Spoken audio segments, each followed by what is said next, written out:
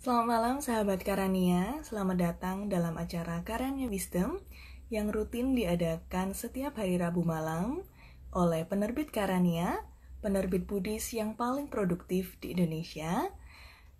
Sebagai penerbit Buddhis penerima rekor muri yang paling produktif di Indonesia, kali ini bersama saya Valencia Fani yang akan menjadi host. Namo Buddhaya. 1 jam ke depan kita akan berbincang mengenai buku Ensiklopedia Mini Buddhis karya Bante Srawasti Dhammika. Sekilas mengenai buku ini. Bante Srawasti Dhammika lahir di Australia tahun 1951 dan menjadi seorang Buddhis pada usia 18 tahun. Beliau menjadi seorang biksu India di tahun 1976. Semenjak itu, beliau tinggal di India, Sri Lanka, dan kini di Singapura. Bante merupakan seorang penceramah terkenal dan penulis lebih dari 25 karya buku Buddhis dan sejenisnya, termasuk buku anak-anak yang beliau juga telah terbitkan. Buku-buku beliau telah diterjemahkan ke dalam 35 bahasa serta sudah dicetak ulang beberapa kali. Dan sekilas mengenai isi buku ini, Ensiklopedia Mini Buddhis terdiri dari 500 artikel dalam subjek yang luas yang berhubungan dengan ajaran Buddha, doktrinnya, sejarahnya, tokoh-tokoh penting, literatur, dan perbandingannya dengan agama lainnya. Dengan lebih dari 3.400 kutipan dari teks suci Buddhis, 1.200 istilah doktrin dalam bahasa Pali dan Sanskerta, serta ilustrasi dalam buku ini adalah sumber penting untuk umat Buddha dan mereka yang ingin mengerti agama Buddha dengan lebih baik. Dan untuk membincangkan buku ini lebih lanjut, pada malam hari ini kita sudah mengundang seorang narasumber yang sangat luar biasa. Beliau adalah Bapak Heru Suherman Lim, seorang Managing Director Mutiara Bangsa School, serta merupakan Kepala Program Studi S2 di STIAB Semaratungga. Sembari kita menunggu, kita akan mengundang sebentar narasumber kita, Pak Heru. Kali ini, baik. Saya akan memberikan informasi bahwa sahabat Karania malam ini dapat memberikan pertanyaan kepada Bapak Heru. Nanti kita akan bagikan 3 giveaway buku ini gratis. Selamat malam, Pak Heru. Selamat malam, Valen. Namo Buddhaya. Gimana Pak kabarnya? Apakah di rumah aja? Biasa. Atau ya, enggak, saya udah pulang di rumah sekarang. Berarti sudah bisa ke kampus ya? Sudah. Kami hampir tidak pernah off sebenarnya dari dulu. Masih jalan terus. Kalian sendiri bagaimana? Udah masuk atau masih work from home ini? Sudah masuk sih, sudah seperti sediakan. Sudah seperti yang dulu. Baik, tanpa berlama-lama kita boleh nih membahas buku Ensiklopedia Mini Buddhis yang kali ini kita mau bahas ya Pak Heru ya. Iya, Valen. Iya. Baik. Ensiklopedia ini sangat menarik ya Pak Heru karena sangat meluas hal-hal yang dibahas di buku ini, tidak hanya term-term Buddhis, tapi juga hal-hal kata-kata biasa, tapi memiliki makna-makna yang dari perspektif Buddhis maupun dibandingkan dengan agama-agama lain, begitu ya, Pak ya? Iya, betul sekali. Ya, kita lihat ya bukunya aja menarik kan, ini covernya nih ya. Ini cover ini kan adalah Prasaparamita ya. Ini adalah Rupang Prasaparamita. Ini merupakan salah satu pusaka, bukan saja agama Buddha, tapi bagi negara Indonesia. Ya, jadi ini sebenarnya Rupang ini ditemukan. Ini sebenarnya dalam cerita ini juga ada nih tentang Rupang ini. tentang Rupang Prasna Paramita dalam buku ini. Makanya buku ini sangat menarik. Jadi ketika saya dihubungi Karania, diminta untuk membahas ensiklopedia mini Buddhis ini, tulisan Bante Damika ini, saya agak ngeri juga awal-awalnya. Wah, ini pasti bukunya ini sangat berat ya. Tapi saya pikir ini sebuah tantangan sangat menarik dan ini perlu diinformasikan kepada para sahabat nih yang bukan hanya sebagai Buddhis, tapi sebagai orang yang ingin belajar agama Buddha ya. Jadi menarik. Jadi ketika saya diberikan tugas dari Karania ini, saya langsung oke, saya bilang saya ingin mencoba membaca secara cepat, walaupun cepat secara mendalam, secara mindful ya. Ternyata buku ini sangat menarik seperti yang tadi Valen sudah sebutkan. Ya, kutipannya luar biasa sekali, ini nggak main-main ya. Tadi kan sudah dijelaskan dari 500 artikel, dari ribuan quotation-quotation yang dikutip secara ilmiah ya, saya boleh katakan secara ilmiah karena ada referensinya, bukan sembarangan kutip. Nah, ini yang penting ya, dan ini kalau kita mengenal Bante Damika, tentunya kita tahu beliau itu adalah seorang yang kritis, seorang yang cerdas, dan berbicara apa adanya, dan suka langsung to the point ya, dan memang ketika membahas sesuatu itu sangat luar biasa. Dan ini juga terlihat dari tulisannya buku rangkuman dari ensiklopedia mini Buddhis ini. Ini makanya luar biasa sekali. Ini saya pikir wajib dimiliki oleh orang yang ingin belajar agama Buddha, atau kita juga sebagai seorang Buddhis yang ingin mendapat referensi lebih banyak. Ya, dan ini bukan hanya, walaupun Bante Damika ini adalah berasal dari tradisi Theravada, tapi tulisan ini tidak hanya semata-mata di Theravada, ada juga yang dari Mahayana, dari Vajrayana, dari agama lain sekalipun ada tulisannya di sini yang dikutip oleh beliau dengan baik sekali. Itu pengantarnya, Valen. Betul. Sepertinya ini adalah menjawab rasa penasarannya Bante sendiri ya, sepertinya. Karena beliau sendiri mungkin dari latar belakang Barat, orang bule kan mungkin lebih sangat kritis gitu ya ketika memandang suatu agama begitu ya. Betul sekali, mereka itu kan lebih terbiasa dengan apa ya istilahnya itu, mereka lebih berani menyatakan ketidaksetujuan terhadap sesuatu dibanding kebudayaan orang Asia. Boleh dikatakan seperti itu. Orang Asia ya termasuk kita orang Tionghoa, orang Jawa, ya orang Asia lah pastinya kan. Jadi kan ada puhau isunya kan gitu ya. Jadi misalkan dalam hati sebenarnya gak nyaman ini sebenarnya, tapi aduh karena Valen yang ngomong saya nggak enak juga bilang enggak ya. Apalagi saya membantah itu sepertinya kayaknya kurang nyaman gitu ya. Jadi ya udahlah nggak apa-apa lah Valen saya terima walaupun dalam hati saya ini kurang nyaman. Tapi kalau budaya Barat itu kan mereka lebih beda ya, mereka lebih berani mengutarakan pendapatnya. Walaupun mereka itu siap untuk berkonfrontasi, ya cuma menangnya mereka itu mereka lebih terbiasa mengilmiahkan. Jadi kutipan-kutipan mereka itu juga mereka benar-benar menggunakan pendekatan ilmiah, tidak sembarangan kutip. Dan untutnya ya tidak debat kusir. Kalau debat kusir kan repot ya. Saya dengan perspektif saya, dengan pengetahuan misalkan yang terbatas saya berdebat dengan Valen, ya misalkan Valen mungkin lebih punya referensi yang kuat, tapi saya tidak mau tahu. Saya tetap menggunakan perspektif saya untuk berdebat. Dan tujuannya apa? Hanya untuk menang, bukan untuk benar. Ini yang jadi problem ya. Nah, jadi sebenarnya kita langsung saja ya Valen ya. Kita masuk ke ini sebenarnya salah satu yang saya kutip nih di buku yang sangat menarik ini yang ingin kita bahas nih.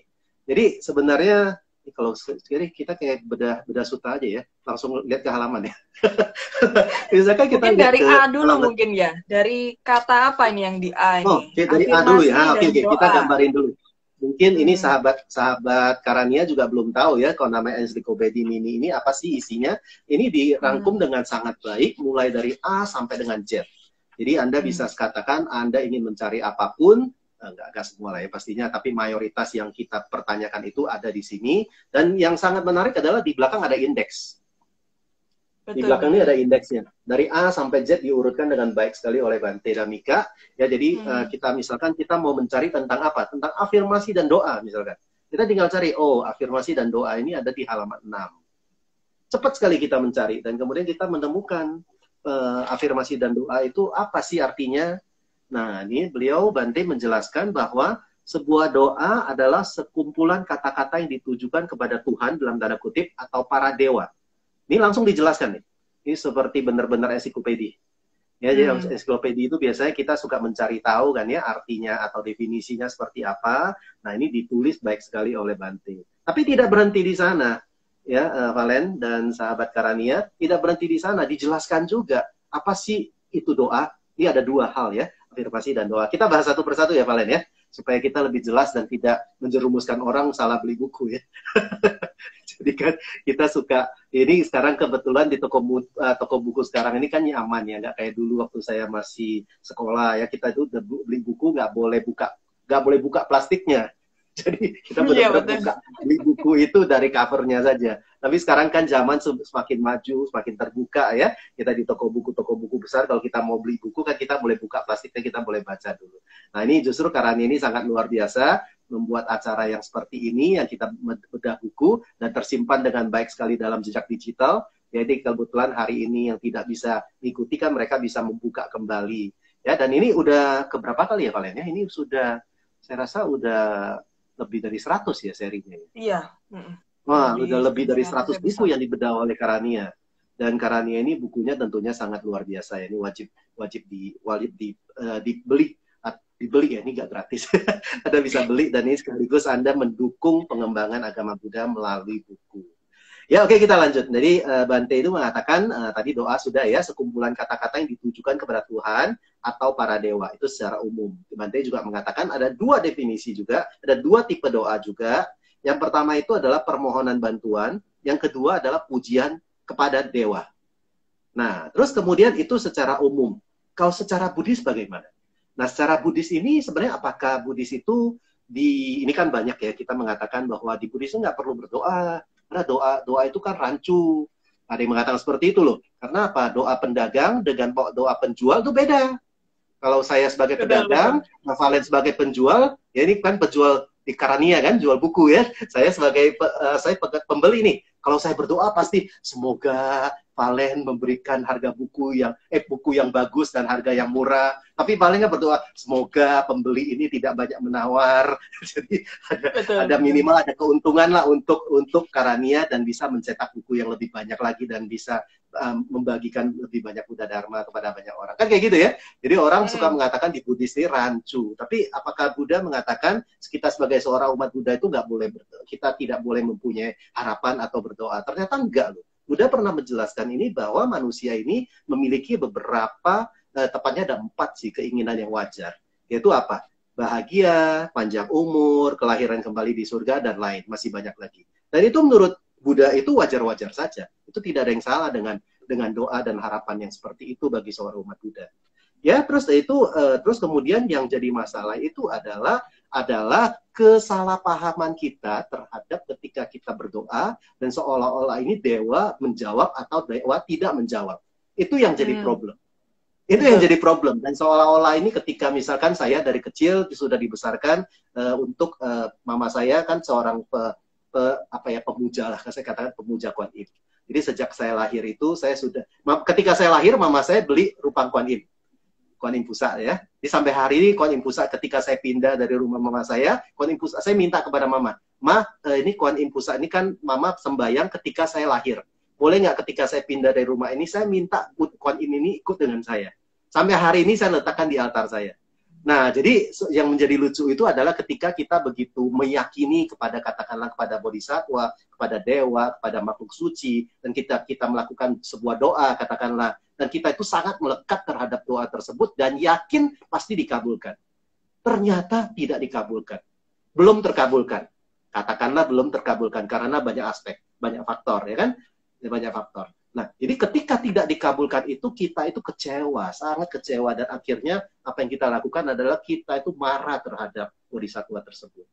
Bahkan dulu mungkin Valen pernah dengar cerita atau pernah baca buku ketika di sebuah tempat itu, tetap di daerah Tiongkok, saya lupa persisnya di mana, kalau permohonan mereka itu tidak dikabulkan, Buddha rupangnya itu dibalik. Bodhisattva rupangnya itu dibalik, hadap ke dalam.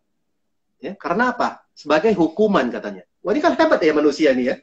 Jadi dia yang memohon kepada dewa, kepada bodhisattva, bahkan kepada Buddha, tapi dan dengan catatan harus ada ancamannya, harus dikabulkan. Ini kan repot ya. Jadi ini benar-benar transaksional. Nah, ini yang menurut buku ini dan menurut ajaran Buddha ini, ya kita tidak bisa melekat dalam tanda kutip memaksa doa kita itu dikabulkan. Ya, nah inilah yang dikatakan tentang doa. Ya, terus karena bedanya dengan afirmasi itu apa? Afirmasi ini justru lebih dianjurkan. Karena benar, kita definisinya dulu ya, ini supaya jelas ya. Nah, Bante menjelaskan afirmasi adalah suatu tekad kuat, sebuah sumpah atau kebulatan tekad untuk melakukan atau mencapai sesuatu. Nah, jelas sekali. Jadi justru afirmasi inilah yang sangat, menurut saya sangat Buddhistik. Contohnya apa? Ketika Petapa Gautama, kita semua pasti ingat kronologi hidup Buddha seperti apa. Ketika Petapa Gautama mengafirmasi dirinya, saya tidak akan berdiri. Sebentar, saya lihat dulu. Ini soalnya mengutip buku, nggak boleh sembarangan baca ya. Dia mengatakan gini, walau hanya menyisakan kulit, otot, tulang, daging, serta darah mengering, namun tekad saya tidak akan goyah hingga saya mencapai apa yang dapat dicapai melalui kemampuan manusia, kekuatan manusia, dan ketekunan manusia. Luar biasa sekali afirmasi dari Bodhisattva atau Petapa Gautama pada saat itu. Dan kita tahu, dengan afirmasi itu benar-benar membulatkan tekad, dan akhirnya Petapa Gautama mencapai pencerahan, mencapai penerangan sempurna, mencapai tujuannya. Nah, kalau dalam kehidupan kita sehari-hari bagaimana? Afirmasi itu jauh lebih, menurut saya jauh lebih positif dan lebih menguatkan diri kita untuk mencapai tujuan dibanding hanya sekedar berdoa. Buddha juga mengatakan di sini ada kutipannya, saya lupa di daerah mana, dan itu tercapainya sesuatu itu bukan hanya semata-mata karena doa. Ini yang harus benar-benar diingat baik-baik sebagai seorang Buddhis, supaya tidak terjadi kesalahan pandangan. Nah, dan ya sama, dalam kehidupan kita sehari-hari, afirmasi itu penting nggak? Sangat penting. Ini kalau saya, ini kebetulan sehari-hari saya ini berada di dunia pendidikan. Saya banyak berurusan dengan mahasiswa, dengan siswa ya. Saya juga pembimbing tesis ya. Saya juga suka mengatakan kalimat-kalimat positif kepada mereka ya kan. Kamu harus punya tekad yang kuat. Saya mencontohkan diri saya ketika saya kuliah doktor. Saya kuliah doktor itu di Bandung ya, Valen. Bandung itu cukup jauh. Jadi saya kuliah itu selama 2,5 tahun di Bandung. Ketika saya kuliah doktor, saya setiap hari Jumat tuh jam 4 pagi sudah di jalan. Karena jam 5 pagi harus naik travel Grogol sampai ke Bandung. Dan saya kuliah itu jam 7 pagi. Jam 7 pagi loh. You can imagine kayak anak SD sekolah kan? Jam 7 pagi. Dan itu benar, saya benar-benar menyatakan afirmasi diri saya harus berhasil mencapai gelar doktor ini di kampus saya ini, Universitas Pendidikan Indonesia Bandung. Karena saya sudah pernah gagal kuliah doktor itu di Jakarta. Yang gagal gak perlu disebutkan nama kampusnya lah ya. Jadi saya sudah pernah gagal dan saya merasa menderita, dan sepanjang perjalanan itu saya juga merasa sebuah penderitaan, dan saya mengafirmasi diri saya bahwa saya harus kuliah dengan sangat baik, saya harus bisa berjuang, saya bisa melawan penderitaan ini, dan saya bisa mencapai tujuan saya. Nah, inilah kekuatan afirmasi yang tadi Bante katakan adalah sebuah tekad yang kuat, kebulatan tekad untuk melakukan dan mencapai sesuatu. Nah, inilah yang sangat penting. Cuman masalahnya adalah dalam kita sebagai seorang Buddhis kan kita selalu berbicara adalah jalan tengah. Jalan tengah ya. Tapi yang paling penting itu jangan di tengah jalan ya. Itu bahaya, nanti bisa tertangkap. Ya, jadi jalan tengah itu adalah seperti apa? Ketika kita memang orang mengatakan kepada saya juga, Her, kalau saya mengafirmasi diri saya secara positif, apakah pasti mencapai tujuan? Belum tentu. Belum tentu juga. Loh, kok jadi beda? Kok jadi bertolak belakang? Iya, tapi ketika kita mengafirmasi diri kita, apakah kita itu afirmasi secara positif dan realistis? Ya, kalau misalkan, iya benar kan? Nah, jadi secara positif dan realistis. Dan kita apakah berani membayar harganya? Konsekuensinya itu berani nggak kita tanggung untuk pilihan kita? Nah, ketika saya mengafirmasi diri saya harus secepatnya keluar dari penderitaan ini. Karena saya sangat menderita, jam 4 pagi sudah harus di jalan. Saya kuliah dari jam 7 pagi sampai jam 5 sore. Sabtu pun demikian. Pada saat saya kuliah itu semua jadwal ceramah, jadwal sharing di wihara itu saya cut semua. Jadi Jumat, Sabtu, Minggu itu benar-benar saya fokus kuliah. Sampai mengejarkan tesis itu masih, disertasi masih seperti itu. Dan saya bertekad, saya harus keluar dari penderitaan ini. Nah, yang sering jadi masalah itu adalah manusia itu sering merasa menderita, tapi mereka itu sangat, istilahnya apa ya, dalam tanda kutip tuh malah memeluk penderitaan itu dengan sangat erat dan tidak mau melepaskan penderitaan tersebut. Tapi akhirnya mengeluh, aduh kok saya terus menderita ya, tesis saya gak kelar-kelar ya. Dengerin ya yang lagi bikin tesis yang belum kelar. Tesis saya kok belum kelar-kelar ya. Ayo kita mulai dari afirmasi positif kepada diri kita. Sebuah kebulatan tekad, saya harus kelar. Saya harus kelar. Ya, tapi ya saya tadi mengatakan jalan tengah itu adalah apa? Kita afirmasi positif dan realistis. realistisnya apa? Kita harus menjalankan apa yang harus kita lakukan. Ya, kita menulis tesis, menulis disertasi, syaratnya kan harus membaca. Harus banyak membaca, karena banyak referensi. Ya, dan kita juga harus istilah ekstra waktu untuk mengerjakan sesuatu yang biasa kita tidak lakukan. Ya, dan jadi seperti itu. Jadi kita memang harus ketika afirmasi positif, kita juga harus berani membayar harga. Baru kita bisa mencapai. Nah, itu kurang lebih ya, Valen, ini tentang afirmasi dan doa yang disampaikan oleh Bante Damika dengan sangat baik. Jadi saya tadi hanya mengutip kulit-kulitnya saja. Kalau mau lebih detail harusnya Anda membaca sendiri, biasa lebih nyaman dibanding mendengarkan kami seperti itu. Itu yang pertama, Valen. Terima kasih. Bagus sekali. Jadi kita lengkap gitu ya perspektifnya itu ya, dari perspektif umum sampai apa yang sebenarnya Buddha sampaikan ke kita. Betul, gitu betul, ya, betul sekali, betul sekali. Walaupun ini kan saya menjabarkan dengan lebih luas dan bagaimana implementasi dalam kehidupan kita sehari-hari, aplikasinya seperti apa gitu ya. Jadi kalau di buku tentunya nggak seperti itu, tapi ini adalah penjabaran dari yang ditulis oleh Bante Damika dalam buku Ensiklopedia Mini Buddhis ini. Demikian, Valen, itu yang pertama. Kita mau buka tanya jawab dulu atau kita mau bahas lagi? Bahas dulu mungkin ya, biar dapat beberapa lagi ya aspek begitu ya di buku ini. Betul. Ini karena banyak sekali ya, Valen. Saya sih nggak hitung ya. Ini poinnya ada berapa, saya nggak tahu persis ya. Tapi banyak sekali. Buku ini total halamannya 355 halaman. Jadi dari A sampai Z. Jadi tadi saya tidak hitung berapa item juga. A-nya berapa item, B-nya berapa item. Tapi saya melihat yang menarik-menarik ini yang saya ambil. Nah, ini yang berhubungan dengan kehidupan kita sehari-hari. Kita sebagai seorang katakanlah seperti saya, sebagai seorang pengajar, sebagai seorang guru, sebagai seorang duta dharma yang suka keliling-keliling wihara, cerita-cerita dharma kepada banyak teman-teman di wihara, di Cetia atau dimanapun ya. Ini poinnya adalah berbicara dan mendengarkan. Ini kalau Valen mau lihat ada di halaman 31. Ini menarik sekali loh. Ini beberapa saat yang lalu itu saya belum membaca buku ini, saya sudah berusaha menyampaikan katakanlah paper saya atau ceramah saya atau sharing saya dengan tema mindful communication. Wow. Nah, ini ternyata ketika saya membaca buku ini, loh kok nyambung sekali gitu ya. Jadi mindful communication itu memang melibatkan dua. Jadi kan orang suka mengatakan atau orang sering mengatakan orang yang jago komunikasi, mungkin kalian juga pernah dengar ya, orang yang jago komunikasi adalah orang yang pintar ngomong. Jadi itu perfect komunikasinya. Betul ya, sering mendengarkan seperti itu ya. Tapi dalam mindful communication itu ada dua aspek, yaitu adalah mindful listening dan juga mindful speech. Jadi ada dua poin. Ternyata di sini ada loh, berbicara dan mendengarkan. Saya kaget. Gila, luar biasa ya. Padahal kemarin saya mengutipnya itu dari sumbernya dari yang berbeda, walaupun tetap Buddhis, tapi ternyata lengkap juga di sini. Nah, jadi Anda nggak usah susah-susah nyari seperti saya, cari sampai kemana-mana, tinggal baca buku ini aja, sudah ada referensinya. Ya? Nah, saya bacakan ya, kalau apa definisi berbicara, ciri berbicara, ini ada dalam kutip bahasa Palinya, kata ini ada A-nya ada strip di atas, artinya mengucapkan kata-kata dengan jelas dan dengarkan. Bahasa Palinya nisameti dan sususati. Kita kurangi berbahasa Pali lah ya, biar kita lebih nyaman diskusinya. Nah, itu adalah memperhatikan kata-kata yang diucapkan. Nah, jadi berbicara itu menurut Bante definisinya adalah mengucapkan kata-kata dengan jelas dan mendengarkan adalah memperhatikan kata-kata yang diucapkan.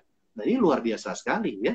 Jadi kata-katanya di sini mengatakan begini, komunikasi manusia yang paling umum dan karena itu sangatlah penting dalam hubungan antar manusia. Jadi tidak bisa menolak komunikasi. Kita katakan, saya kan bukan marketing. Ngapain? Saya kan bukan guru. Nggak perlu berkomunikasi. Nggak butuh bagi saya. Saya hanya perlu sebagai seorang akuntan, sebagai seorang auditor, saya hanya perlu berkomunikasi dengan komputer dan dengan kertas saja.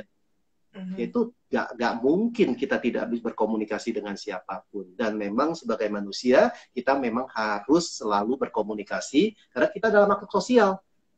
Dari bangun pagi saja sebenarnya kita sudah mulai berkomunikasi kan, apakah dengan teman seranjang kita, apa dengan teman sekamar kita, begitu keluar pintu ketemu tetangga, masa kita ketemu tetangga? Kan enggak, ya minimal kita berkomunikasi, halo selamat pagi, apa kabar, sehat ya, kan seperti itu ya.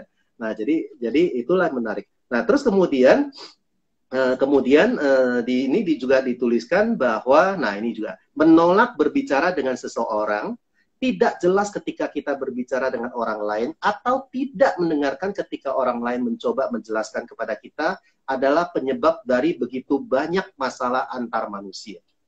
Ini bagus sekali loh.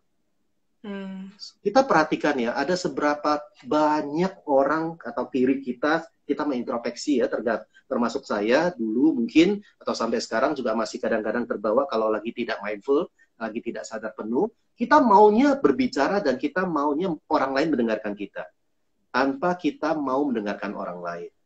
Nah, jadi kalau kita mengutip sedikit dari Stephen Covey itu dalam bukunya Seven Highly Effective People juga mengatakan tentang mendengarkan itu akan ada beberapa level. Di sini tertulis loh. Yang pertama itu adalah tidak mau mendengarkan. Level yang paling rendah itu adalah tidak mau mendengarkan. Ada di sini, di buku ini. Saya lupa di mana, nanti kita ketemu saya bahas lagi. Yang pertama itu tidak mau mendengarkan. Jadi refuse to listening. Jadi misalkan Valen ketemu saya, Heru, saya mau cerita dok. Nggak usah, saya nggak mau dengerin.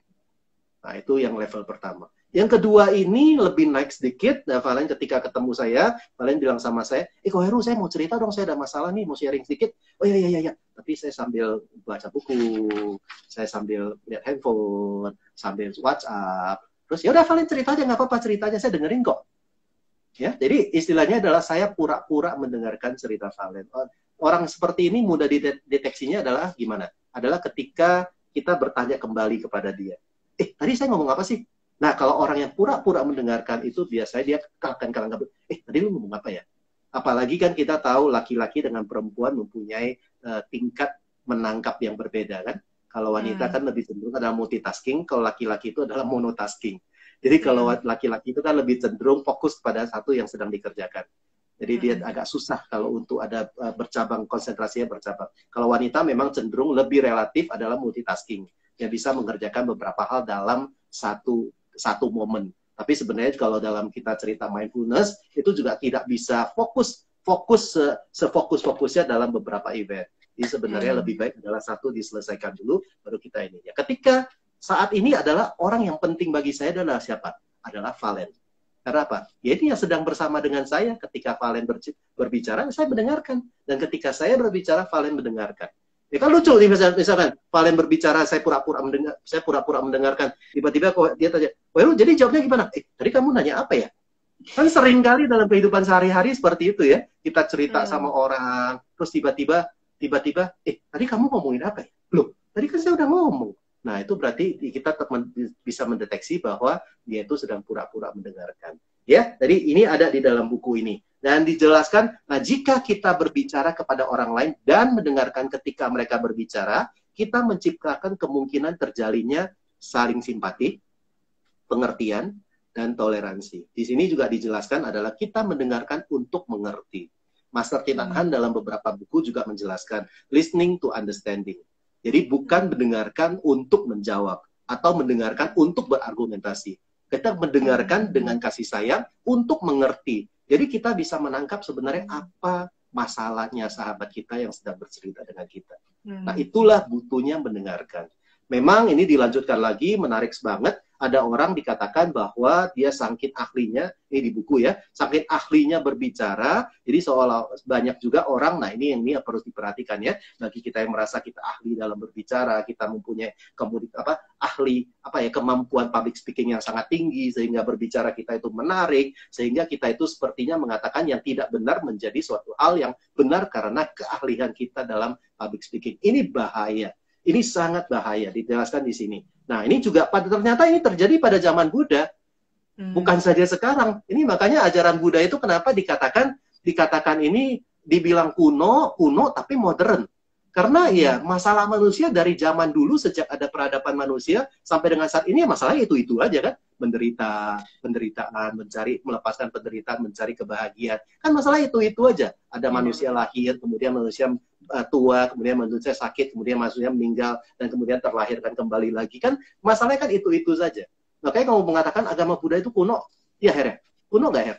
Kuno, umurnya berapa? Udah 2.600 tahun, nggak main-main. Loh, berarti nggak perlu kita pelajari? Ya siapa bilang? Justru ajaran Buddha ini kuno sekaligus modern dan bisa menjawab masalah-masalah saat ini. Ya, misalnya contoh seperti ini. Ya, dari zaman Buddha aja sudah dikatakan ada orang yang ahli debat, jago berdebat.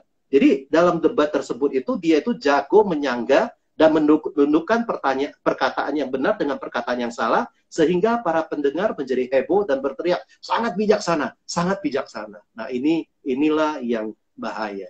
Menyampaikan adharma yang bukan dharma, menjadi seorang dharma, itu waduh, itu luar biasa. Itu luar biasa bahayanya. Ya, jadi lebih baik ketika kita tidak tahu, lebih baik kita jujur mengatakan kita tidak tahu, mari kita cari referensinya dan kita baru menyampaikan dengan baik. Nah, Buddha juga mengatakan ketika kita berbicara, kata-kata kita itu ada beberapa kriteria dari kata-kata kita. Yang pertama itu adalah kata-kata yang dapat dipercaya. Itu penting. Trust. Kan kita tahu the power of trust, kan? Ya, jadi sekali, kan dari dulu kita punya peribahasa di Indonesia juga, kan? Sekali lancong ke ujian, seumur hidup orang tidak percaya, kan? Nah, jadi kalau sering-sering kali kita menggunakan data-data yang hoax gitu, kan, atau data-data yang tidak jelas, kata-kata yang menipu, yang mungkin orang tertipu sekali. Nah, ini juga khususnya nih kalau kita atau anak-anak milenial sekarang banyak berjualan menggunakan online, ya, walaupun misalkan kita tidak bertemu dengan secara fisik, dan kita merasa kok mudah. Ada yang orang bahagia loh. Ini zaman sekarang kok mudah sekali menipu orang, ya.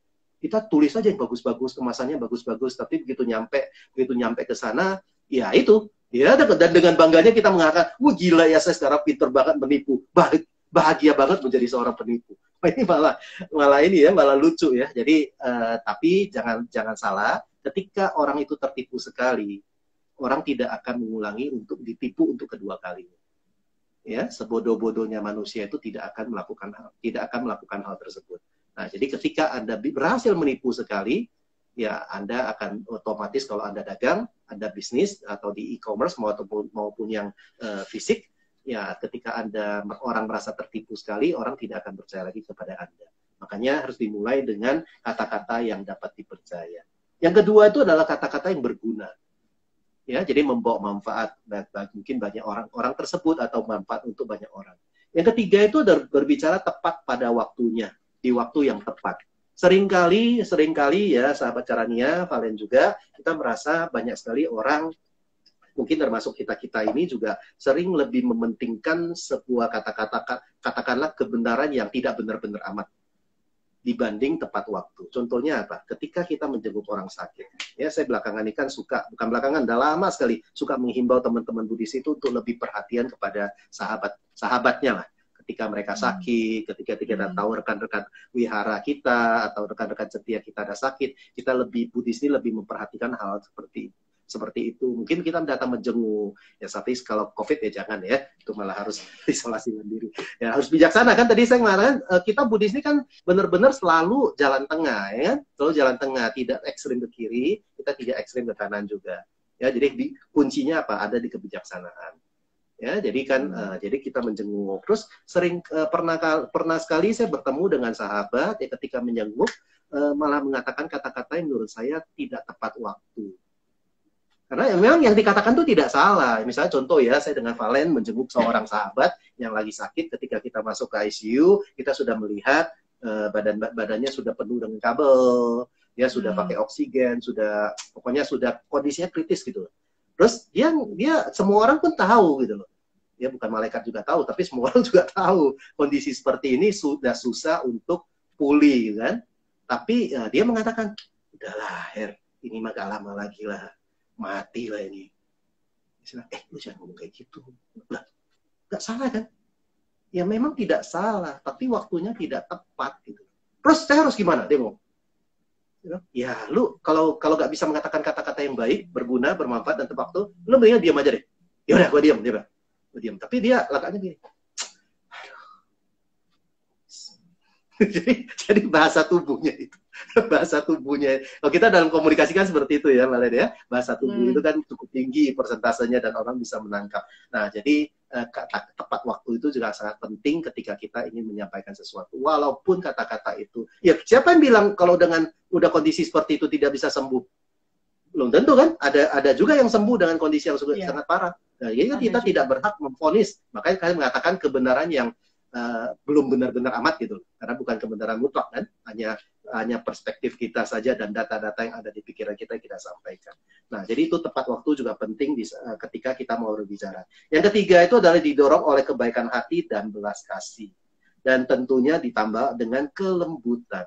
Nah, jadi kata-kata kita bisa dipercaya, kemudian adalah berbicara bermanfaat, berguna, berbicara tepat waktu, dan penuh kebaikan hati dan belas kasih. Kadang-kadang kita perhatikan kenapa poin ini muncul ya. Makanya saya mengatakan ajaran Buddha ini sangat luar biasa. Ya, kebaikan hati dan ulas asih ketika menyampaikan itu penting karena apa? Kita kadang-kadang hidup di dunia sekarang ini banyak dramanya. Tahu ya, waktu itu pernah dengar cerita, saya nggak tahu persis ya, ada orang sakit, padahal ini musuhnya sakit, dia datang menjenguk. Orang pikir, gila ya, dia orang baik sekali ya, padahal ini musuhnya, dia masih mau menjenguk. Tapi dalam hatinya apakah kita tahu? Dalam hatinya itu malah, sebenarnya saya bukan mau jenguk dia, saya cuma memastikan dia udah mau mati. Jadi ya ini, makanya penting hati welas asih itu penting. Dan yang bisa mengukur siapa? Adalah diri kita. Yang kita harus jujur terhadap diri kita. Yang terakhir yang tidak kalah pentingnya adalah kelembutan. Ini saya sudah kena batunya. Jadi saya menyampaikan saya agak ekstrim dalam hal prokes. Saya agak ekstrim dalam hal prokes. Jadi kalau saya ketemu orang yang tidak pakai masker, tidak menjalankan prokes, biasanya saya tegur. Dan saya biasanya agak emosi, saya tegur. Pernah satu ketika orang ini saya tegur dengan agak keras, orang tuh marah. Orang itu marah, dan pada saat itu untung ada istri saya di samping, dia langsung pegang saya. Lu gila lu ngomong kayak gitu. Pak, nanti dia tersinggung loh. Saya langsung kayak mindfulness bell gitu kan. Saya langsung, iya ya. Ini udah saya yang salah gitu. Hal itu benar nggak? Benar. Bisa dipercaya nggak? Bisa dipercaya. Bermanfaat nggak? Bermanfaat. Penuh welas asih nggak? Ini udah mulai berkurang nih kadarnya kan, dengan penuh emosi sebenarnya. Karena apa? Ya sebenarnya welas asih. Jangan sampai ditularkan penyakit itu kepada orang lain. Tapi yang poin kelima ini yang benar-benar loss, tidak dengan kelembutan. Jadi kalau kita mau menegur juga harus dengan cara yang lembut. Ya istri saya bilang, kamu ngomong sama dia baik-baik dong. Jadi lu pakai masker dong. Ini kan bahaya. Ini lagi pindah patah ceritanya. Ini kan bahaya. Umat Buddha kumpul di sini. Kalau misalkan diliput oleh wartawan kan bisa jadi masalah. Kalau kamu tidak pakai masker karena satu orang aja. Ya tapi saya tidak dengan kelembutan langsung saya tegur. Dan memang akhirnya orangnya marah. Tapi ketika dicolek istri saya, mindfulness bell saya muncul, ya saya merasa, oh ya saya yang salah. Ya udah, ketika dia marah saya diam aja. Kalau nggak mindful, dia marah saya ikut marah loh. Ya kan? Kalian tahu nggak waktu itu dia ngomong apa? Kamu ngomong pakai otak ya? Dia ngomong ke saya begitu. Apa kita nggak jengkel gitu kan? Saya pikir, sudahlah, begitu dicolek, saya sadar, saya yang salah. Udah saya diam aja. Udah dia akan terus ada. Udahlah, kurang lebih seperti itulah ya. Jadi inilah poin berbicara dan mendengarkan. Ini dibahas dengan sangat menarik oleh Bhante Dhammika di buku ini. Nah, terus lanjutannya adalah seperti ini. Buddha mengatakan juga ini sangat penting. Mengapa mendengarkan? Karena ini dalam pendidikan itu beliau mengajarkan begini. Ada 5 keuntungan kita mendengarkan Dharma. Ini udah sering kali disampaikan, tapi saya ulangi lagi untuk menguatkan mendengarkan ini. Yang pertama itu adalah seseorang mendengar sesuatu yang belum didengar sebelumnya. Jadi mungkin ada sahabat Karania ini yang hari ini belum pernah mendengarkan yang tadi kita bahas. Dari jam 8 kita bahas tentang doa, tentang afirmasi, tentang berbicara, tentang mendengarkan. Belum pernah mendengarkan, dia mendapatkan sesuatu yang baru. Yang kedua adalah ketika dia sudah pernah mendengarkan, dia akan lebih mengerti apa yang disampaikan. Nah, itu adalah manfaat kedua dari mendengarkan. Yang ketiga itu adalah menghalau karena dia sudah jelas, dia sudah lebih mengerti, akhirnya bisa menghalau keraguan-raguan. Itu yang ketiga. Yang keempat, ketika dia tidak ragu-ragu, otomatis pemikirannya itu menjadi lebih lurus. Yang keempat adalah meluruskan pemikiran. Yang kelima itu adalah pikiran menjadi tenang. Pikiran menjadi senang. Tenang dengan senang beda ya. Ini ada di Anguttara Nikaya 3, 248. Jadi silakan Anda cek, ada 5 manfaat mendengarkan Dharma. Nah, jadi yang pertama itu adalah mendengar sesuatu yang belum pernah didengarkan. Yang kedua adalah memperjelas yang sudah didengar sebelumnya, kemudian menghalau keraguan, meluruskan pemikiran, pikiran jadi senang, pasti tidak galau lagi. Itu yang paling penting. Ya, oke, itu poin yang ingin saya bahas itu yang kedua, Valen ya. Jadi poin pertama afirmasi dan doa, yang kedua adalah berbicara dan mendengarkan. Ya, jadi silakan membaca dengan lebih detail lagi supaya Anda bisa mendapatkan lebih lebih jelas dan lebih detail tentang yang dituliskan Bante di buku ini. Ya, Bagus sekali ya. oke. Jadi dengan hanya membuka halaman ini aja kita sudah mengambil sari-sari dari kitab suci begitu ya. Betul. Ini Dari udah tadi itu sudah kumpulan dibahas dari, waduh, kutip-kutip. lihat ya. Ini lihat ya Valen ya. Saya lihat di sini. Ini beberapa minimal ada berapa suta. Ini di sini ada Anguttara Nikaya kelima. Ini ada Anguttara Nikaya juga. V ini apa? V ini harusnya Winaya ya. Ini adalah Winaya. Udah 3. Terus ini Anguttara 5 ada 4. Terus ini adalah Jataka ada 5. Terus kemudian Anguttara 581 6. Ini ada Sutta Nipata 7. Minimal ada 10 suta yang ada dalam tulisan ini. Terus ada Anguttara Nikaya lagi. Nah, ini orang suka bertanya kepada saya, kenapa sih banyak membahas tentang Anguttara Nikaya? Ya, Anguttara Nikaya itu adalah suta-suta yang paling dekat dengan kehidupan kita sebagai perumah tangga. Paling dekat. Jadi banyak sekali kalau kita ingin membahas sesuatu dari perumah tangga kita, ya lebih banyak kerujukannya adalah Anguttara Nikaya. Jadi jangan heran kalau misalkan banyak sekali kalau kita suka mengutip tentang Anguttara Nikaya dari Anguttara Nikaya, gitu kan? Nah itu dia kurang lebih seperti itu, Valen. Jadi saya udah banyak berbicara, saya mau mendengarkan kamu sekarang ya. Cocok ya, maksudnya sebagai dosen ini sangat syarat dengan sumber begitu ya, seperti melihat jurnal. Betul sekali. Betul sekali. Yang ketiga kita lanjut ya. Ini yang boleh, sudah kita lanjut banyak, dulu ya. aja dengan pembahasan kita mau sapa mereka satu persatu dulu. Ini sepertinya cukup banyak nih. Oke, sebenarnya saya tidak bisa nyapa ya. Jadi seluruh sahabat yang sudah masuk ya. Nggak apa-apa. Jadi seluruh sahabat Karania nanti ya kita bahas sedikit dulu. Nanti kami akan berikan kesempatan kepada Anda untuk bertanya ya. Dan Valen kan mau memberikan giveaway juga ya dari penerbit Karania. Betul. Ya. Ini ngomong-ngomong buku ini harganya berapa ya, Valen? Harganya nggak ada harganya di sini ya, nggak apa-apa, nanti tinggal cek aja bisa ya di nomor di website Karania. Nah, website atau yang jelas ya ini bukunya bagus sekali, tentunya hardcover lagi. Hardcover, buku kertasnya juga kertas ringan, jadi walaupun tebal dan hardcover buku ini nggak berat-berat amat, bisa dibawa. Dia bisa dibawa kemana-mana, mungkin ada lagi. Dan warnanya kuning, jadi lebih mudah dibaca. Betul, lebih nyaman dibaca dan tidak silau kan. Jadi ini kayak menarik sekali nih, bisa kita bawa, misalkan kita lagi di perjalanan, lagi nunggu pesawat ya. Kalau saya dulu kalau nunggu pesawat itu selalu bawa buku. Jadi selalu duduk di situ baca buku. Kadang-kadang lagi di pesawat selama 2 jam kita terbang itu saya suka baca buku. Ya biasanya ya buku-buku Karania kan, saya suka dikirimin buku Karania. Oke. Terus kita yang ketiga ini yang agak kontroversi, sengaja saya pilih karena sangat menarik. Temanya adalah bunuh diri. Halaman 47. Ya, jadi silakan Valen juga kalau bisa buka, bisa dilihat halaman 47. Ini menarik karena berapa hari yang lalu itu kebetulan saya dengar cerita, prihatin juga sih ya, tingkat bunuh diri ini pada saat COVID ini ternyata cukup tinggi. Iya. Ya, ini ya saya tidak berani komentar terlalu banyak, tapi kita melihat dari referensi yang tertulis di sini dan apa yang Buddha sampaikan tentang bunuh diri. Yang pertama itu definisi. Definisi bunuh diri adalah tindakan membunuh diri sendiri secara sengaja. Terkadang disebut juga menggunakan pisau. Orang-orang melakukan bunuh diri karena rasa putus asa untuk melarikan diri dari penderitaan, guna menghindari rasa malu atau hinaan, atau kadangkala sebagai pernyataan politis. Jadi bunuh diri itu ternyata ada beberapa tujuan. Ya, yang sering kita temukan mungkin adalah melarikan diri dari penderitaan, terus putus asa, ya, terus kemudian menghindari rasa malu atau hinaan. Ya, jadi yang sering terjadi dalam kehidupan kita kan seperti itu. Nah, tadi contohnya di awal itu kan adalah melarikan diri dari penderitaan. Saya juga saya juga bercerita seperti itu kan. Saya ingin keluar dari penderitaan saya rutin selama 2,5 tahun, tapi tidak dengan cara yang salah. Tidak dengan cara bunuh diri. Ya, bunuh diri itu dianggap menyelesaikan masalah, tapi sebenarnya adalah apa? Menyelesaikan masalah tambah masalah. Bukan tambah masalah ya. Kalau menyelesaikan masalah tanpa masalah itu beda, itu moto orang lain ya. Tapi kalau di sini saya mengatakan menyelesaikan masalah tambah masalah. Karena apa? Buddha mengatakan, nah ini dia ya. Nah ini dia yang Buddha katakan adalah di sini. Tripitaka mencatat sebuah kasus suami dan istri yang masih belia melakukan bunuh diri karena orang tua sang perempuan memutuskan untuk memisahkan pernikahan mereka. Ini ada di Majjhima Nikaya. Serta kelompok biksu yang bunuh diri karena merasa muak dengan dirinya sendiri.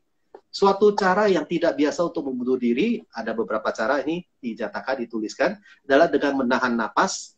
Buddha menyebutkan bahwa orang-orang ada kalanya akan menikam diri mereka sendiri, minum racun, melompat ke jurang, atau menggantung diri, dikarenakan kemarahan dan kegusaran yang diarahkan pada diri sendiri. Bunuh diri religius terjadi pada zaman India juga.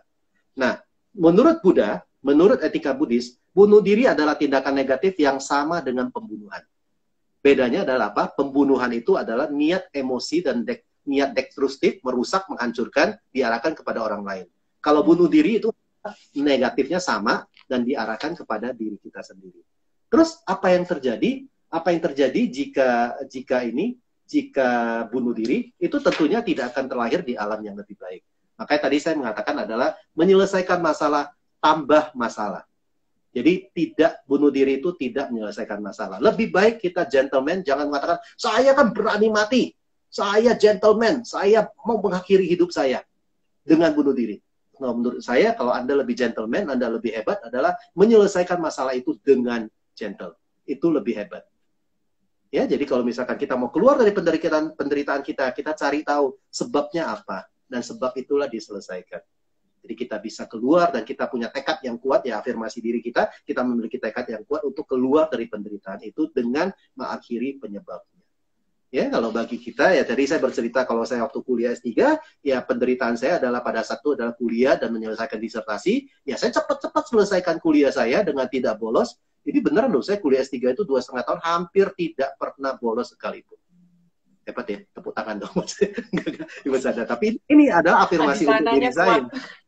Itu afirmasi untuk diri saya. Saya mau menyelesaikan penderitaan saya mau keluar dari penderitaan saya, apa yang harus saya lakukan? Yaitu saya harus kuliah saya dengan baik, saya menyelesaikan disertasi saya secepat mungkin. Ya, dengan penderitaannya ada nggak? Banyak, membaca ratusan jurnal, membaca banyak buku, terus belajar metodologi penelitian, ya sampai akhirnya menyelesaikan itu istilah mengumpulkan modal-modal yang saya butuhkan untuk menyelesaikan kuliah saya. Dan akhirnya selesai. Ya, saya waktu itu di kelas saya juara 1. Dalam teman-teman saya itu saya juara 1 yang pertama kali selesai kuliah. Karena yang waktu itu dalam kelas saya ada 12 orang, yang dari Jakarta cuma 2, saya dan teman saya. Jadi waktu itu kita di mobil tuh suka ngobrol, di travel tuh suka ngobrol, kapan ya kita cepat selesai ya. Itu kita benar-benar mau keluar dari penderitaan kita, mempunyai satu tekad untuk mengakhiri penderitaan itu, ya caranya bagaimana? Bukan bunuh diri ya, caranya menyelesaikan masalah dan menyelesaikan sebab masalah. Itu kurang lebih tentang bunuh diri, ya. Demikian, Valen. Apalagi ya? Mungkin seperti saya ketika dengar cerita itu jadi ingat Buddha ketika bermeditasi begitu ya. Jadi saya tidak akan meninggalkan tempat ini sampai mencapai pencerahan. Mungkin seperti itu ya tekad. Itu. Tapi kan Buddha juga mengumpulkan modal kan? Kan kita tahu Buddha itu sebelum terlahir sebagai seorang Pangeran Siddhartha, beliau itu benar-benar mengumpulkan parami yang sangat banyak, sangat luar biasa, dan benar-benar mempraktekkan apa yang itu ya belakangan diajarkan oleh Buddha. Karena beliau ini yang sangat luar biasa menurut saya dari Buddha adalah beliau itu benar-benar mengajarkan apa yang beliau lakukan. Ya, jadi ketika misalkan saya kan nggak jago berenang, Ketika saya mau belajar dengan yang berenang, yang bisa berenang, maksudnya ketika saya mau belajar bisa berenang, pasti saya cari guru yang jago berenang dong, yang dia benar-benar sudah, bukan teori doang loh. Kalau orang belajar berenang sama saya jamin, Valen bisa berenang nggak, Valen? Nggak bisa ya. Kalau Valen belajar berenang sama saya, otomatis mati tenggelam. Karena apa? Kalau secara teori kan saya bisa baca. Oh, ketika kita masuk ke dalam air, kita harus mengepak tangan kita seperti ini, seperti itu. Teori gitu kan. Nah, jadi apa yang saya lakukan adalah saya belajar kepada seorang masternya. Dan masternya itu pasti sudah melampaui teori-teori yang diajarkan dan dia praktekkan. Nah, demikian juga Buddha kan. Buddha itu sudah mengumpulkan begitu banyak parami, dan ketika Buddha mengajar itu adalah semua yang sudah dilalui oleh beliau. Oh, ternyata ekstrim kiri ini puasa sampai mau mati itu tidak bisa mencapai tujuan. Dan sebaliknya juga ketika beliau itu masih seorang pangeran di istana dengan foya-foya, dengan happy-happy, menikmati hidup juga tidak mencapai tujuan. bisa mencapai dengan apa? Jalan tengah. Dan itulah yang direalisasikan oleh beliau. Ya, luar biasa sekali ya. Betul.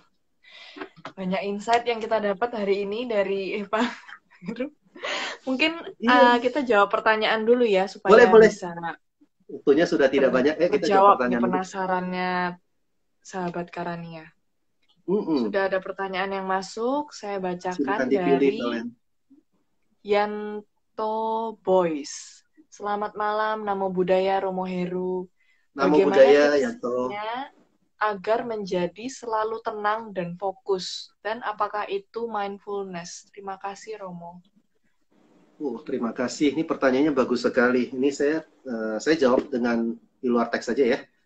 Soalnya saya belum ketemu. Ini mindfulness juga tentunya ada di sini, cuman saya belum terbaca. Jadi kalau misalkan kita mau fokus, sebenarnya tidak susah-susah amat. Mindfulness itu kan adalah apa ya? Sadar penuh kan. Sebenarnya bahasa kita dan umumnya itu adalah sadar penuh. Jadi ketika Yanto tadi namanya ya. Iya. Yanto. Ketika saudara Yanto ini mendengarkan saya dan bisa membuat satu pertanyaan seperti ini, sebenarnya Anda ini sudah mindful, sudah mendengarkan kami dengan baik. Dari tadi Anda sudah mendengarkan saya dan Valen itu dengan sangat baik, dengan mindful, jadi Anda bisa memunculkan pertanyaan seperti ini. Nah, supaya fokus itu bagaimana? Ya tidak ada resep lain, cuma 3L. Yaitu apa? Yang pertama adalah latihan. Ini dicatat. Valen juga catat ya. Yang pertama adalah ini rahasia nih, udah saya sampaikan. Yang pertama adalah latihan, 3L, latihan. Yang kedua adalah latihan lagi. Yang ketiga, latihan lagi. Jadi segala sesuatu itu mindfulness itu menurut saya juga adalah sebuah skill ya, yaitu perlu dilatih. Jadi caranya bagaimana? Yaitu yang sering saya lakukan adalah kita menggunakan ini yang saya praktekkan dari ajaran dari Master Thich Nhat Hanh ya. Di penerbit buku Karania juga banyak sekali buku-buku Master Thich Nhat Hanh. Anda silakan buka websitenya, nanti Anda bisa cari buku-buku Master Thich Nhat Hanh. Saya benar-benar ya, saya cerita tentang diri saya nggak mau cerita orang lain. Maksudnya tidak ada motivasi untuk apa. Cuma dari dulu itu saya tidak tertarik dengan yang namanya pelatihan atau retreat.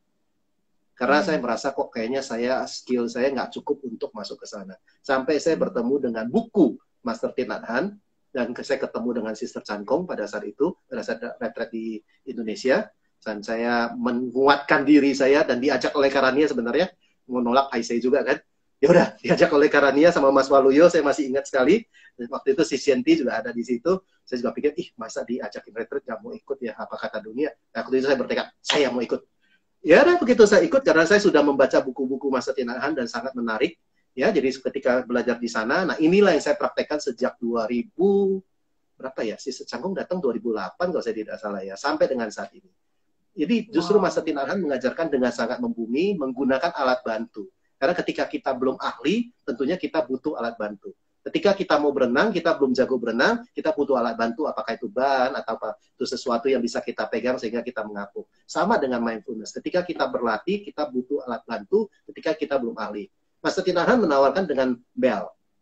Makanya dari tadi saya suka menyebutkan mindfulness bell. Itu bisa Anda download gratis kok. Anda tinggal cari aja di App Store atau di mana mindfulness bell. Tinggal download aja. Jadi waktu itu awal-awal saya pulang dari sana, saya juga download program itu setiap sekian menit bunyi. Nah, ketika kita mendengarkan bunyi lonceng, ketika kita alat bantunya adalah bunyi lonceng, ketika kita mendengarkan bunyi lonceng, kita kembali kepada napas, bukan mengatur napas ya, kita kembali kepada napas, memperhatikan napas masuk, napas keluar, napas masuk, napas keluar, napas masuk, napas keluar. Dari sanalah kita mulai berlatih bagaimana fokus dan hadir pada saat ini. Dan itulah sadar penuh, itulah mindfulness. Ya, demikian Yanto ya, saudara Yanto, semoga bermanfaat. Ketika kita sebenarnya secara tidak langsung kita sudah sering sekali mempraktikkan mindfulness, cuma kita belum sadar. Dan pertanyaan saya pada saat itu yang sangat menarik sekali kepada asisten Sister Chan Kong adalah begini. Ini banyak sekali pertanyaan dan saya ulangi saja supaya Anda tidak bertanya. Saya bertanya begini, Valen. Sister, jadi kan pada saat retreat itu ada sesi konsultasinya. Saya bertanya kepada sister tersebut. Ketika saya merefresh kembali itu, saya merasa itu pertanyaan bodoh sekali. Tapi ternyata banyak sekali praktisi-praktisi awal itu pertanyakan pertanyaan itu. Sister, saya ketika ikut retreat ini, kenapa pikiran saya ini kacau sekali ya? Tahu nggak apa sister jawab? Dan sangat mencerahkan. Dia bilang, Heru, kita kan berbahasa Inggris waktu itu, tapi saya bahasa Inggris. Heru, justru itulah tandanya Anda sudah mengamati pikiran Anda. Apakah kamu pikir selama ini pikiran kamu tidak kacau? Selama ini pikiran kamu itu juga kacau, cuman kamu tidak menyadari dan tidak memperhatikan pikiran. Ketika kamu retret, kamu diajari oleh master menggunakan metode-metode dengan mindfulness bell dan lain-lain. Ketika kamu fokus dan kamu memperhatikan pikiran Anda dan kita ingin pikiran kita ada pada saat ini, ketika kamu memperhatikan maka kamu tahu bahwa pikiran kamu itu kacau. Jadi jangan bilang ketika saya meditasi, kok gatel ya? Ketika saya meditasi, kok gatel ya? Selama saya nggak meditasi, nggak gatel loh. Siapa yang bilang?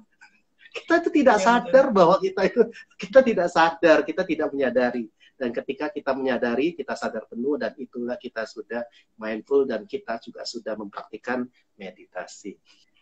Demikian. Mencerahkan sekali yang terakhir memang. Dari tadi coba itu aja yang mencerahkan ya. Oke. Semuanya, khususnya yang tadi itu poin. Oke. Ini karena yang pertanyaan bodoh, seolah-olah pertanyaan bodoh, tapi kena banget gitu dan dijawab. Nah inilah saya mengatakan kita belajar sesuatu, kita harus belajar dengan masternya. Dan karena apa? Masternya sudah mengalami hal tersebut. Nah jadi ketika kita bertanya kepada orang yang pura-pura master, kan banyak orang begitu ikut pelatihan seminggu langsung pulang buka praktek ngajarkan, ya itu belum, ya mungkin dia sudah ahli tapi belum master-master amat gitu. Jadi kalau kita belajar dengan masternya ya benar-benar jawabannya singkat tapi benar-benar to the point, benar-benar hit the point gitu kan. Loh, kamu pikir selama ini pikiran kamu nggak kacau? Loh iya ya, benar juga ya, cuma saya nggak memperhatikan aja. Oh kita itu pencerahan bener. Itu kalau film kartun muncul itu ting, muncul lampu tuh ya. Oke, supaya nggak terlalu panjang, silakan Valen. Oh, istilah Jepangnya satori, pencerahan. Satori, betul, pencerahan seketika ya.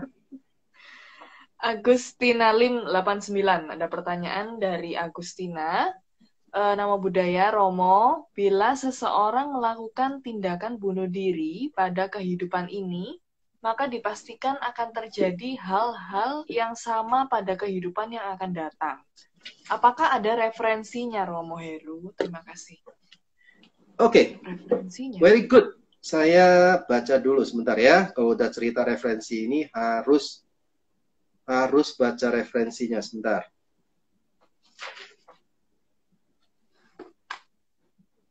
Ada sih, cuman saya pernah baca, tapi kebetulan di sini nggak ada, berarti saya tidak baca di sini. Tapi itu ada referensinya. Ketika intinya begini saja lah. Intinya begini saja tentang membunuh. Membunuh itu kan itu akan salah satu dampaknya kalau kita membaca di sini ada tentang Borobudur juga. Di Borobudur itu kan ada istilahnya Karma Wibangga. Ada relief yang Karma Wibangga. Itu kalau kita melihat di sana tentunya adalah ketika kita membunuh, dampaknya adalah apa atau akibatnya adalah apa? Pendek umur. Ya, kalau seperti sekarang kita bunuh diri dengan sejuta masalah, gak ada manusia atau makhluk ketika bunuh diri itu dengan perasaan happy. Ada nggak? Kan kita tahu, semua kita seorang Buddhis kita tahu ketika saat-saat terakhir sebelum meninggal itu sangat menentukan kemana kita terlahirkan. Betul ya? Itu kita semua meyakini hal tersebut. Nah, yang saya mau tanyakan adalah apakah dalam ketika kita mau bunuh diri, jangan bilang kita, ada yang mau bunuh diri, kita ini bahaya soalnya ya, kita ini kan semua ya. Ada yang mau bunuh diri dengan perasaan bahagia, wah saya mau mengakhiri hidup saya, begitu bahagia, cepet bunuh diri. Hampir tidak ada sepertinya ya. Nanti dia itu tadi yang disebutkan di sini adalah putus asa, frustasi, udah tidak bisa menahan penderitaannya lagi. Ya dengan kondisi seperti itu yang terlahir kembali pasti di alam yang tidak baik dan akan menambah masalah-masalahnya. Sebenarnya saya pernah baca, cuman apa di sini apa tidak ya. Nanti coba deh kita ini ulang. Tapi intinya yang tadi saya jawab itu ada referensinya kok. Cuma saya tidak berani mengatakan referensinya di mana. Tapi itulah ketika ketika mau mengakhiri hidup dan dengan kebencian, dengan kesakitan, dengan penderitaan, yakin tidak akan terlahir di alam yang lebih baik. Kalau terlahir sebagai manusia pun akan tetap kumpulan-kumpulan katakanlah benih-benih yang kita bawa ke kelahiran yang akan datang itu akan tetap tumbuh dan bahkan lebih drastis masalahnya yang akan kita hadapi. Jadi kurang lebih seperti itu. Terima kasih. Mohon maaf belum bisa menjawab secara tuntas dengan referensi. Baik. Begitu Agustina, mungkin kalau mau tahu lebih lanjut bisa dibaca di buku ini gitu ya, di referensi. Iya. Sebenarnya Agustina coba dibaca buku ini dengan lebih tuntas nih. Kadang-kadang kita membaca buku, kebanyakan buku yang kita baca sering sering tercampur-campur ada di buku ini atau di buku yang lain. Tapi tadi yang saya sampaikan, saya berani pastikan bahwa itu ada referensinya. Cuman sekarang saya belum berani mengatakan referensinya ada di Sutta atau di mana. Yang jelas di Sutta, maksudnya di bagian Sutta yang mana itu saya nggak berani menyampaikan secara pasti. Ya. Baik. Baik. Terima kasih Pak Heru. Kemudian pertanyaan berikutnya ada dari I Chandra. Sebentar. I Chandra. Apakah setelah membaca buku ini kita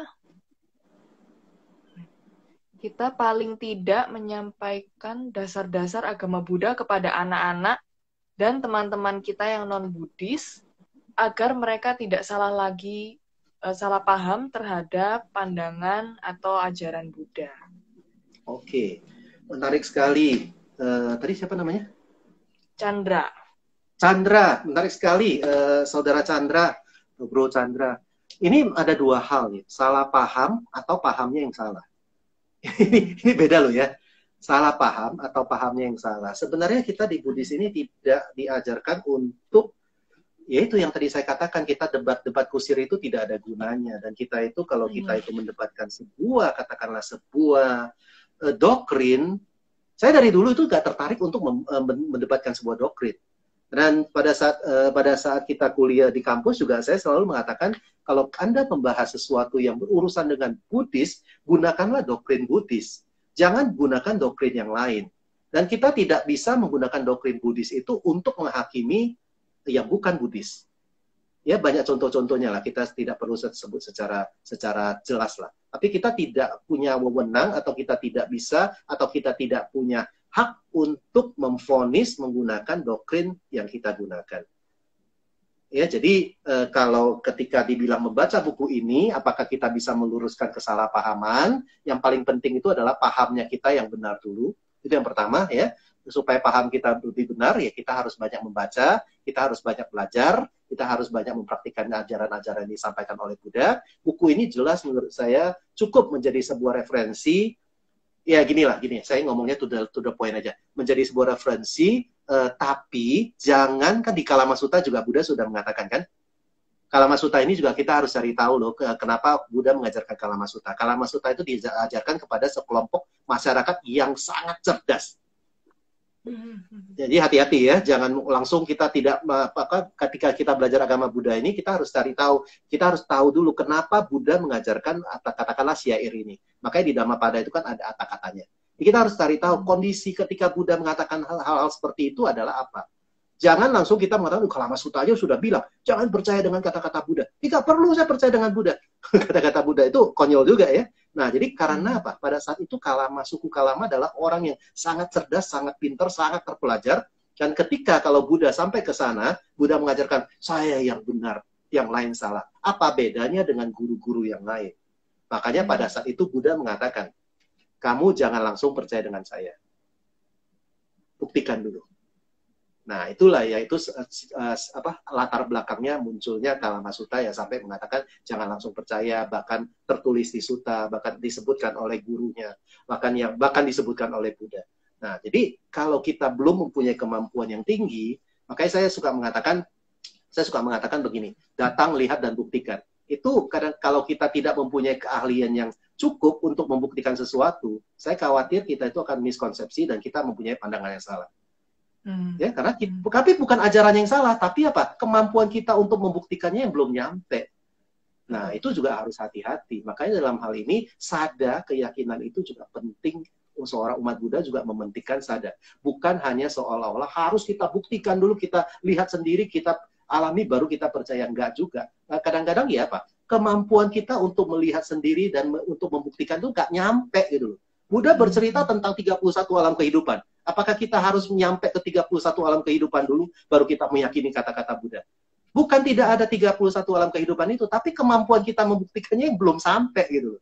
Ya, jadi kurang lebih seperti itu. Jadi, tapi kembali lagi, walaupun buku ini sangat baik menurut saya, menjadi referensi, tapi kalau Anda menemukan, ini buku apapun ya, bukan hanya buku ini, kalau Anda menemukan sesuatu yang memang kita berpikir ilmiah, menemukan sesuatu yang agak menurut Anda tidak terlalu nyambung, silakan cross-check dengan referensi yang ada. Itu yang paling penting. Ya, demikian menurut saya, Chandra, mudah-mudahan bermanfaat ya. Tapi ini sebagai fondasi awal, bolehlah dibaca supaya Anda memudahkan. Ya tadi saya katakan, ada referensinya di mana? Misalkan di Diga Dikaya 2 159, nah langsung cari. Kan lebih mudah daripada kita membaca Diga Dikaya yang tebalnya segini. Ya jadi tinggal dari sini, oh kayaknya ini meragukan ini, suta yang ini. Kita cari langsung ke sumber primernya, sumber utamanya. Demikian menurut saya, Chandra. Jadi silakan boleh dimiliki buku ini. Terima kasih. Jadi ini adalah salah satu buku yang bisa jadi lompatan untuk kita bisa membaca buku-buku yang lain, begitu ya, Pak Eri? Betul sekali. Nah, namanya juga ensiklopedia kan, kumpulan dari pengetahuan-pengetahuan kan. Jadi bisa dijadikan ensiklopedia itu kan adalah kumpulan pengetahuan-pengetahuan atau yang berbentuk umum dalam sebuah buku ya. Inilah namanya ensiklopedia. Apakah itu udah pasti merupakan rujukan 100% benar? Ya, kita perlu ini ya butuhnya seorang umat Buddha yang baik, umat Buddha yang cerdas ya untuk membuktikan apakah referensinya itu kutip. Ya namanya juga manusia kan, bisa saja mungkin, saya tidak mengatakan salah ya, mungkin kita juga bisa salah kutip. Ketika saya menulis disertasi juga ada beberapa kutipan yang salah. Dan ketika dikoreksi oleh dosen saya, oh ya benar saya salah dan saya membenarkan. Ininya seperti itu. Baik. Itu Valen. Makin banyak mungkin pertanyaan berikutnya yang masuk. Dari Susani Yap 88. Romo, bagaimana kepercayaan atau keyakinan adalah hal yang penting dalam praktek Buddha? Adakah cara menguatkannya untuk mendukung praktek kita? Pertanyaannya seperti itu. Pertanyaan boleh diulangi, sorry. Keyakinan itu penting. Jadi, oke, terus? Kepercayaan atau keyakinan adalah hal yang penting dalam praktek kita. Betul. Adakah cara menguatkannya untuk mendukung praktek kita? Menguatkan keyakinan kita.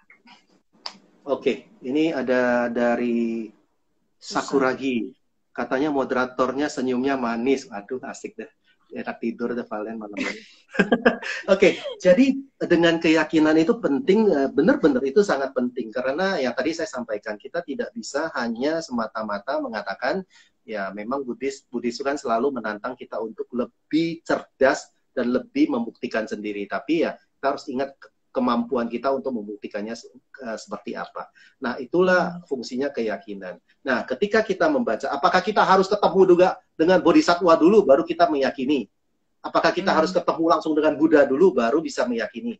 Nah, tapi jangan lupa Buddha pernah menyatakan melihat Dharma, orang yang melihat Dharma adalah melihat saya. Kan kurang lebih seperti itu. Jadi ketika kita bisa mempraktikkan Dharma, kita kan belajar Dharma kan ada 3 tahap. Yang pertama itu adalah belajar Dharma, praktik Dharma, yang kemudian adalah penembusan kan.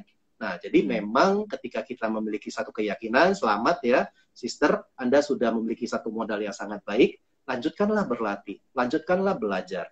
Ya, jadi ketika tadi sore baru mahasiswa kontak dengan saya, Pak, kok ketika saya banyak membaca, kok saya merasa semakin bodoh ya. Saya bilang, selamat, Anda sudah mulai belajar. Ketika kita belum belajar, kita itu bagai kalau orang Tionghoa suka mengatakan cingti itu cingti wah gitu. Katak di dalam sumur. Dia merasa, oh inilah duniaku. Padahal ketika dia keluar dari sumur, dia baru bisa lihat, gila ini ternyata dunia gede banget. Selama ini saya hanya melihat cuma sepotong seperti ini. Nah, jadi ketika kita mulai belajar, kita mulai belajar dan mempraktikkan, dan apalagi dilandasi dengan keyakinan, selamat, kita sudah memiliki modal yang kuat untuk lebih banyak belajar. Ketika kita banyak belajar, kita akan lebih banyak tahu. Ketika kita banyak tahu, kita akan tahu ternyata ada yang banyak yang kita belum tahu. Makanya ketika mahasiswa itu bicara kepada saya, oh, kok saya banyak membaca, saya jadi semakin bodoh ya perasaan. Makanya saya mengatakan, selamat, berarti kamu sudah mulai belajar sesuatu. Betul. Orang semakin pintar itu, banyak gitu. Betul, karena semakin kita belajar, kita semakin tahu, gila ternyata banyak sekali ya. Karena apa? Mindset kita selama ini kita merasakan, saya sudah tahu. Kan ada 4 tipe manusia kan? Saya tahu yang saya tahu. I know that I know. I know that I don't know. I don't know that I know. I don't know that I don't know. Ini yang tipe keempat udah nggak usah dibahas lah ya. I don't know that I don't know. Saya tidak tahu bahwa saya tidak tahu. Ini bahaya sekali nih manusia. Yang ketiga itu adalah I know that I don't know. Yang kedua itu adalah I don't know that I Yang ketiga itu adalah I don't know that I know. Ini orang baik, tapi agak perlu butuh orang mungkin seperti Valen, buku-buku Karania, ini seperti saya dan romo-romo yang lain menunjukkan sebenarnya kamu sudah tahu ketika dia mengatakan, oh, nah berarti dia tipenya yang ketiga. I don't know that I know. Saya tidak tahu bahwa saya tahu. Jadi butuh tutor, butuh mentor, butuh orang kasih tahu atau buku yang memberitahu dia. Yang kedua itu adalah I know that I don't know. Ya, ini yang menurut saya sangat baik adalah saya tahu bahwa saya tidak tahu. Makanya saya belajar, makanya saya berlatih. Ya, yang pertama adalah I know that I know. Saya tahu bahwa saya tahu. Ini kalau tidak hati-hati ini akan menjerumuskan kita kepada kesombongan. Kalian ngomong kepada saya, Pak Heru sudah tahu belum? Udah. Sombongnya minta ampun. Ya, jadi saya lebih suka meletakkan diri kita adalah ke tipe manusia yang kedua. I know that I don't know. Saya tahu bahwa saya tidak tahu. Makanya apa? Saya belajar lagi, saya berlatih lagi. Demikian, Sister ya, semoga bermanfaat. Semoga bermanfaat. Ini nyambung dengan yang pembahasan kita yang nomor 2 ya, mendengar dan berbicara. Betul.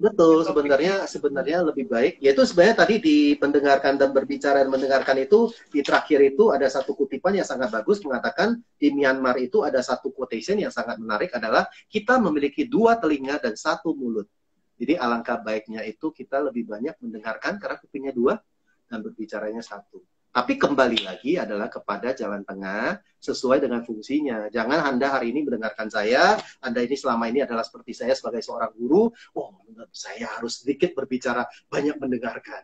Mulai besok saya tidak mau berbicara di kelas. Biar anak-anak berbicara, saya mendengarkan. Ya tidak bisa seperti itu juga ya. Jadi kita harus bisa mengantarkan sesuatu yang dikatakan adalah mindsetnya. Yang kita mau mendengarkan orang lain. Mulai melatih atau mengikis ego kita itu supaya kita mau... Orang yang mau bicara terus, yang mau didengarkan itu adalah, saya mau mengatakan egonya sangat besar. Pokoknya gua yang mau ngomong, lu dengerin aja. Nah, jadi ketika kita mau mulai mendengarkan orang lain, itu nggak mudah loh. Apalagi bagi orang yang agak merasa cerdas, orang yang pintar itu nggak mudah loh mau dengerin orang. Ya, jadi itu benar, itu fakta. Ya, jadi itu fakta. Jadi kita sudah mau mendengarkan orang lain, walaupun kadang-kadang setelah kita mendengarkan, oh ternyata ini nggak sesuai dengan yang kita. Ya nggak apa-apa, yang penting kita dengarkan dulu. Yaitu listening to understanding. Kita mendengarkan untuk mengerti. Kalau kita mendengarkan bahwa oh ternyata dia itu belum bisa ya, jadi kita bisa tahu oh dia butuh belajar, kita mengerti dia tidak bisa, kita bisa memberikan masukan-masukan ya, jadi seperti itu. Dan satu lagi yang paling penting adalah ketika kita tidak menguasai materi, lebih baik jangan banyak ngomong. Karena apa? Ketahuan bodohnya. Kalau saya sering hadir dalam beberapa rapat yang kalau saya tidak mengerti esensi dari rapat tersebut atau kontennya, lebih baik saya diam, nggak mau banyak ngomong. Ada orang kan yang penting ngomong kan? Jadi yang penting ngomong, bukannya ngomong yang penting-penting lagi. Yang penting berbicara atau berbicara yang penting-penting. Jadi kita sebenarnya lebih baik adalah berbicara yang penting-penting, bukan yang penting berbicara. Jadi ketika Anda, kalau yang penting berbicara, ya jadinya yang tidak penting-penting disampaikan, dan segala, ya kalau ketika kita berbicara sesuatu yang kita tidak mengerti, orang yang ngerti itu kan pasti tahu, ini orang ngomong sampai, asal ngomong doang. Malah kita mempertunjukkan atau mempertontonkan kebodohan kita. Jadi kalau kita tidak menguasai konten dan konteksnya, lebih baik kita diam. Pada saat itu, silent is golden, sangat bermanfaat.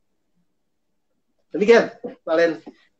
Wah, luar biasa ini kalau ngobrol sama Pak Heru, ini banyak sekali ilmunya. Sampai kita nggak terasa lebih dari jam 9 ini, Pak. Oh, sudah lebih ya? Sudah lebih, Pak, waktunya.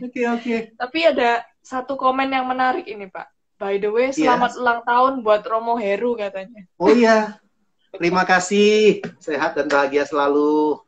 Ayu Wano Sugeng Balang. Selamat ulang tahun, Pak Heru. Terima kasih. Saya juga berdoa semoga kita semua tetap sehat ya, yaitu Ayu Wano Sugeng Balang. Ketika kita menghormat kepada yang patut dihormati, kita dapat 4 berkah, 4 anugerah. Pertama adalah panjang umur, Wano itu adalah paras yang cantik atau yang ganteng, Sukang itu adalah kebahagiaan, yang keempat adalah kekuatan. Jadi kita memiliki kekuatan, kita bisa segera meninggalkan pandemi COVID-19 ini. Dan kita bisa lebih baik lagi dalam kehidupan kita. Sadu.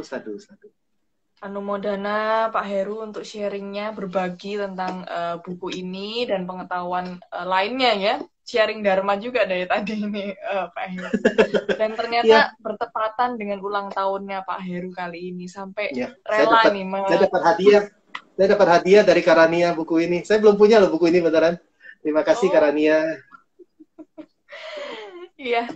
Tenang aja, karena Pak Heru karena telah berbagi kepada kita pada malam hari ini, kita juga mengapresiasi waktunya Pak Heru ini. Kita berikan lagi buku-buku Karania lainnya, karena Pak Terima Heru kasih. bergabung dalam Karania Book Club. Jadi nanti buku-buku terbaru kita akan berikan untuk Pak Heru. Seperti itu.